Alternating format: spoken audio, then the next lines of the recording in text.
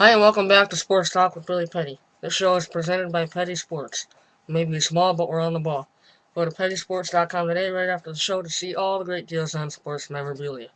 Today's show is all about football. I'll recap all the games from yesterday, including last night's Steelers-Ravens game, which was a classic. Before I start, I want to mention breaking news here on Sports Talk. Jason Ward has signed with the Washington Nationals for 7 years and over $120 million. I'll talk a little bit more about that next show. Right now, I'm going to get right into the games from yesterday. The Saints hold off the Bengals 34-30 with a last-minute touchdown from Drew Brees. The Saints had fourth down and drew the Bengals off sides. It was 30-27 at that point, and the Saints could have just tied it and went into overtime with the field goal. But you knew that they weren't going to actually hike the ball there. They just trying to draw them off sides, and it worked. In the very next play, Drew Brees threw a touchdown pass to Marcus Colston, and they end up winning the game 34-30. The Bears hold off the Lions 24-20 thanks to a 7-yard touchdown pass from Jay Cutler early in the fourth quarter to give them the lead. The Lions continue to struggle with their third-string quarterback, and they're in desperate need of Matthew Stafford back. The Packers keep rolling along as they beat up on the 49ers 34-16. They continue to do it through the years. Aaron Rodgers threw for 3 touchdown passes. Not much offense in the Jaguars-Titans game, but the Jags had enough to get it done, winning 17-6. Gary Collins did play, but the Titans never got Chris Johnson going, as he only ran for 53 yards. Another barn burner was the Chiefs holding off the Broncos 10-6. A lot of rushing yards on both sides, as Knowshon Moreno ran for 161, and Charles, I don't know his first name, but running back for the Chiefs, ran for 116 yards. Josh McDaniels is on the hot seat now.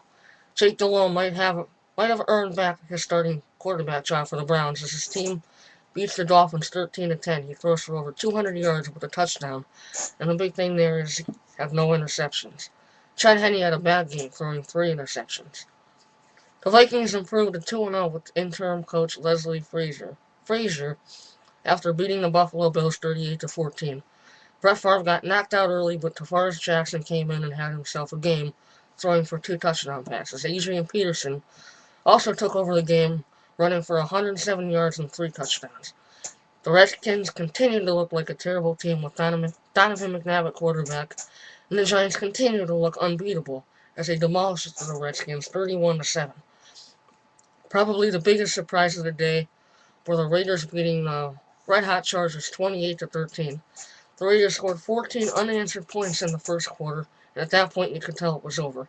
Peyton Manning continues to look horrible, throwing another 4 interceptions as the Cowboys hold off the Colts 38-35 in overtime thanks to a 38-yard field goal by Dallas kicker David Buller. Jason Garrett has really turned this team around. The Rams beat the Cardinals 19-16. Derek Anderson was benched early in the game, and from there on the Cardinals looked like a mess. The Rams running back Steven Jackson looks good running the ball for 102 yards. The Seahawks rolled over the Panthers 31-14.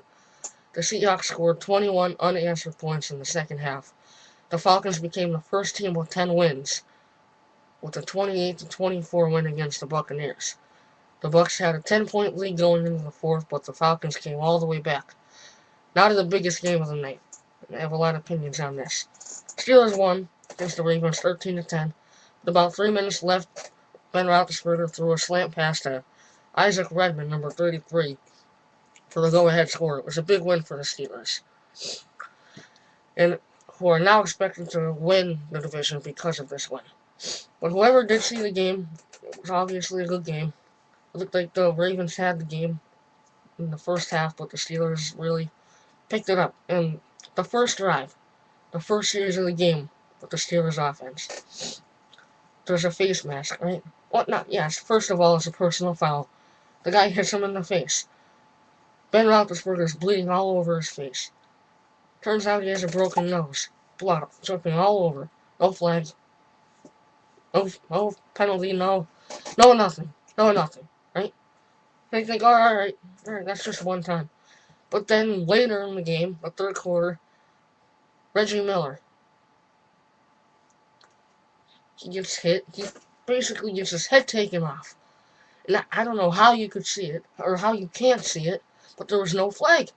No flag. He bent his head all the way back. It was the easiest helmet-to-helmet hit to call, ever. Ever, and they didn't call it. The referees are 1,000% against the Steelers, and it was really clarified last night with those two hits. And even the announcer said it. That's two hits that should have been called that were not called. And then the NFL goes out the next day. Oh, yeah, I think we'll find him. Yeah, we'll find that one hit on Reggie Miller. Yeah, you will find him. You will find him.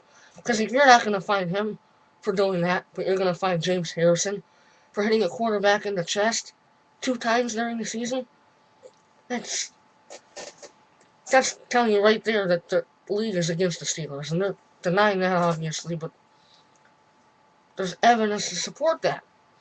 They're finding the Steelers on every single play, almost. And when other teams do it to us, they don't find them, they don't flag them. And then what's really aggravating is that they call a flag on the Steelers late in the game that really hurt them on the punt return. They pinned the Ravens down at the 3 or 4 yard line, but it got called back because the referee saw a guy run out of bounds and then come back in for the Steelers. But yeah, I know it's a flag, but you can see that, and you can't see Reggie Miller get his head knocked off. He had a concussion. He was down. I saw blood going out of his mouth. It was so bad. He bent his head so far back. It was incredible. It was terrible. It was. And you're not going to flag him for it. It's beyond belief to me. It really is beyond belief. I've gone off on these rules before. Right? Well, that's a helmet-to-helmet hit. That should be called. It's called against the Steelers all the time. If they have the flag out, the referees have the flag out of their pocket before they even hit him. I can't even say anything else on it. It's just that ridiculous. It's that insane that you can't call a simple helmet-to-helmet hit like that. The bends his head all the way back. It's ridiculous. It is. And a great win for the Steelers. It really is, because this now propels them basically to win the division, because now they tie. And the Ravens don't sweep them, which means if they... I don't know what happens then if they do tie. I think they play another game playoff.